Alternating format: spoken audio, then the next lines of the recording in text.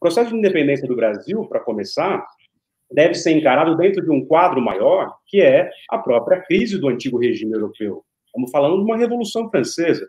Os historiadores são assim, meio... falam, precisamos falar sobre a independência. Aí o sujeito nunca fala diretamente da independência, ele vai lá para trás. Né? Então... Não, isso é incrível, isso é fantástico. Não, porque essa é a contação de história, né? Conta como é que a rainha do conto de fada, como é que foi a infância da rainha do conto de fada, para a gente entender porque que a rainha fez aquelas coisas quando ela ficou mais velha, né, pô? Exatamente, é um mecanismo muito parecido. Então, vamos recuar para a Revolução Francesa. Bom, a Revolução Francesa é o resultado de um século da Ilustração, do Iluminismo, da Lumière, né? E daquilo que são as contestações ao absolutismo, à tirania do rei, etc., que leva à Revolução Francesa, por N motivos. Ela tem suas fases, né, diferentes, inclusive a fase jacobina, né, que é a fase absolutamente da democracia popular, é a fase que guilhotina o rei Luís XVI. Estamos falando aqui, então, de uma revolução extremamente radical, onde, durante aquele grito de liberdade represado pelos parisienses, vai ali culminar na decapitação do Luís XVI. Mas o que tem a ver isso com a independência do Brasil? Bom, tudo a ver. Por quê? Bom, porque, no fim das contas, o Napoleão, que invade toda a Europa, ele é um filho da Revolução Francesa. Ele, inclusive, atuou a favor dos jacobinos durante a Revolução Francesa. Olha, não sabia disso. Sim, ele fez sua carreira militar a partir da Córcega, né? Ele é descendente de uma média nobreza de origem italiana. E o Napoleão, ele faz sua carreira militar com 16 anos tenente do exército francês, a partir da meritocracia instituída pelo liberalismo revolucionário naquela época, e ele vai para a França e apoia as campanhas jacobinas, porque a França estava sendo invadida pela elite aristocrática dos outros reinos que não queriam ver uma revolução ceifando cabeças de outros reis na Europa. Então, Napoleão, quando ascende, se torna e dá o golpe, né? Os golpes são parte estrutural da história política contemporânea. O Brasil é feito de uma série de golpes, depois a gente pode falar sobre isso. Mas, enfim, o Napoleão, ele é o resultado da Revolução Francesa, mesmo que seja o resultado dos girondinos, da alta burguesia, dos interesses da propriedade privada e dos seus, né, e da sua genialidade militar catastrófica, porque é uma guerra impressionante, né, uma guerra de destruição, uma guerra total. E o Napoleão, então, invade toda a Europa e, adivinhe, invade a Espanha, prende o rei Fernando VII. A elite crioula da América Espanhola não reconhece o Napoleão como seu representante, então tem todo o processo de independência da América Espanhola. Posso te fazer uma pergunta que sempre ficou na minha cabeça?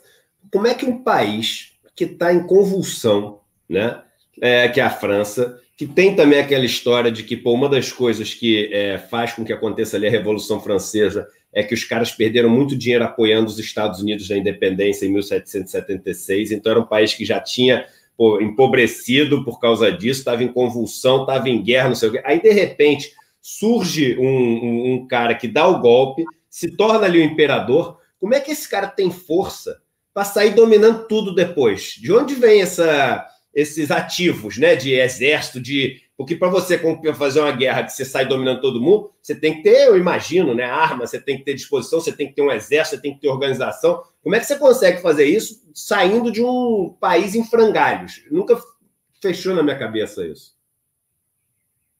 A pergunta é sensacional e é objeto de muitas teses, e daria para fazer 50 lives só sobre isso.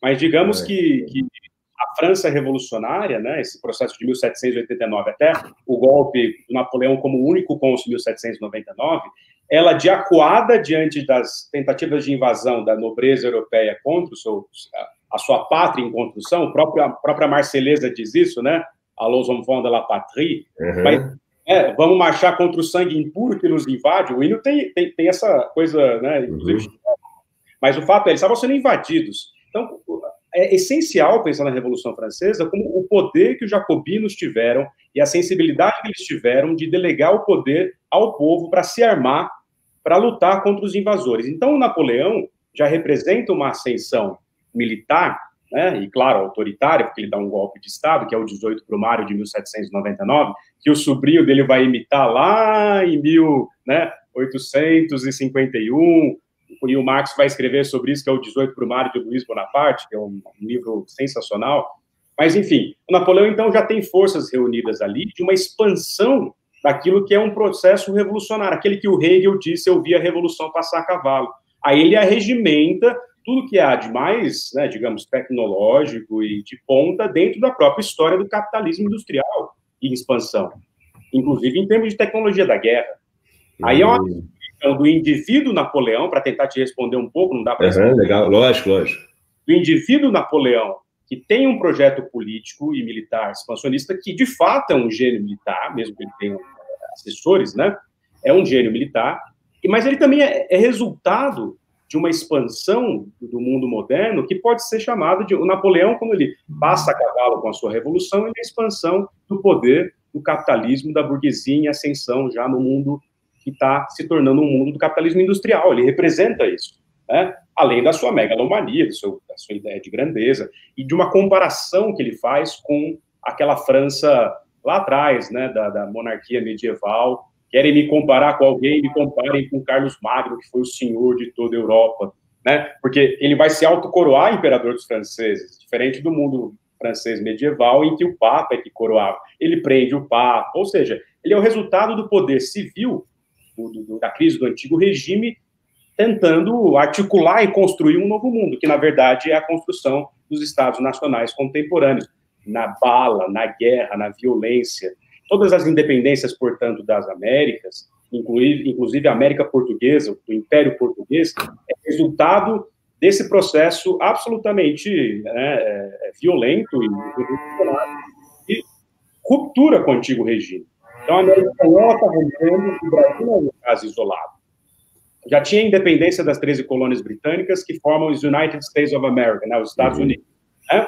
Aí tem a Revolução do Haiti, que é uma revolução absolutamente excepcional e que poucos... Maravilhosa, né? Maravilhosa, né? Ela é uma revolução de independência, mas também liderada pela população negra que era escravizada. Toussaint Louverture. E aí eles percebem que os jacobinos tinham abolido a escravidão, né? E aí eles apoiam a Revolução Francesa. A Revolução Francesa é excepcional, né? Porque ela abre um mundo de novas temporalidades, que inclusive enseja a própria independência do Brasil de várias formas. Então, caminhando, né, para o nosso brasileiro, 7 de setembro, isso. O Napoleão, então, desencadeia esse processo todo.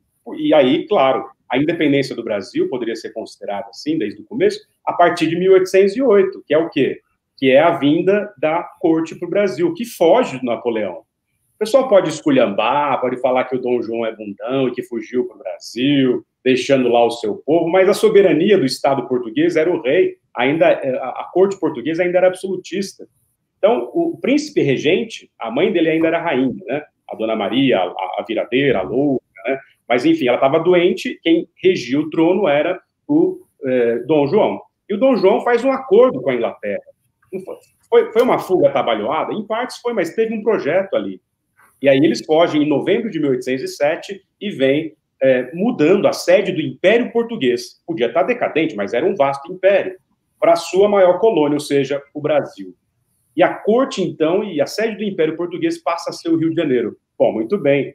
Ali começa o nosso processo de independência, inserido, então, numa lógica muito maior, que é uma lógica global de crise do antigo regime. E aí, vamos lá. Então, 1808, Dom João VI vem para cá, fugindo, enfim, estrategicamente, mas fugindo das tropas napoleônicas de Napoleão, e aí chega aqui, e aí começa uma pressão, depois de um tempo, para ele voltar. E aí, quando começa a pressão para ele voltar, né, ele volta e deixa aqui o seu filho, né, Dom Pedro I. Uhum. E aí, como? Porque dizem que aí entra uma hora que é o seguinte, Dom Pedro I começa a se aproximar, né, das elites aqui, aí você tinha as elites, tanto as liberais como conservadoras, as liberais influenciadas, né, pelos movimentos europeus, as conservadoras são aquelas ricas pelo processo que você teve aqui na colonização, as famílias, as oligarquias e etc., mas Dom Pedro I chega e também, estrategicamente, resolve ficar. O quanto Dom Pedro I tem de herói e quanto ele tem de um político do Centrão? Bom, Edu, excelente questão. Primeira coisa quando a corte portuguesa vem, né, eles se estabelecem no Rio de Janeiro, isso já muda a configuração de poder de um espaço absolutamente plural, que era o Brasil ou a América Portuguesa. Então, tinha uma questão no Nordeste, outra na região do Grão-Pará e Maranhão, né? Era uma outra coisa aqui no Centro-Sul, vinculada ao processo minerador, que vai fazer do Rio de Janeiro a capital a partir de 1763, porque antes era Salvador, né? Enfim, tudo isso leva a uma reconfiguração do poder nessa região Centro-Sul do Brasil. E aí a presença da corte aqui é fundamental para isso, né? E então surge desde a vinda da corte um antagonismo entre os lusos, os portugueses de Portugal e os portugueses nascidos no Brasil. Porque uma coisa tem que ficar fundamental aqui, e a gente precisa sair dessa live sempre pensando nisso. Não existe brasileiros antes do 7 de setembro. O que existe são surtos do rei de Portugal nascidos no Brasil, porque isso era parte do Império Português. Então, a construção da nacionalidade, ela é posterior. Ela é um processo que vai se dando em função da presença da corte. Eles não necessariamente sabiam que essas coisas iam acontecer dessa forma, ou seja, a história não é a priorística, as coisas não estão dadas assim. Mas o fato é que surge um antagonismo. E esse antagonismo vai se exacerbando até a Revolução Liberal do Porto, que exige a volta do Dom João, e aí o Dom Pedro começa a se articular e a ser requisitado pela elite local para pensar numa autonomia que seria um não retorno a um tipo de colonização, já que nós tínhamos nos tornado sede do Império Português. Isso não é qualquer coisa. O Dom João foi coroado rei de Portugal, Brasil e Algarves na Capela Real do Rio de Janeiro, que você deve conhecer bem. Ou seja, a Capela Real aqui do Rio de Janeiro, lá do Rio de Janeiro, eu estou em Campinas, coroou o Dom João, rei de Portugal, Brasil e Algarves, aqui. Ou seja, aqui era a sede do Império Português, que envolvia territórios na África, envolvia territórios na Ásia, etc. Então, o Dom Pedro, ele é resultado, em partes, de um reformismo ilustrado, que vem no final do século XVIII.